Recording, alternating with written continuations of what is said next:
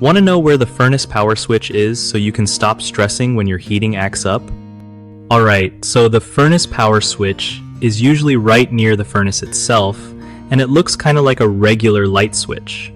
It's often mounted on the wall or the furnace cabinet. If you're ever messing around with your heating system, flipping that switch off is like cutting the power safely before you do anything. Don't get it twisted with your thermostat. It's different. Sometimes it's hidden behind a small metal panel or near the air handler unit if you have central air.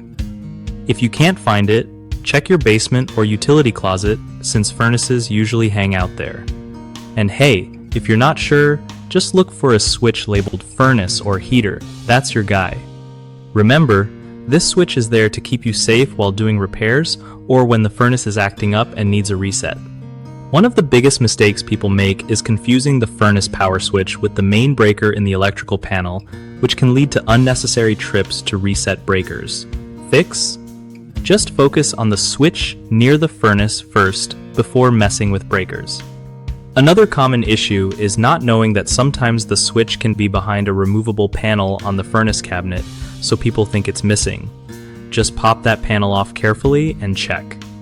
Last thing, people often overlook turning off the furnace power switch before cleaning or inspecting their heating system, which can be dangerous. Always cut power at the furnace switch first to avoid shocks or damage. BigHomeProjects.com is perfect if you want to find local, trusted contractors who really know their stuff and won't leave you hanging.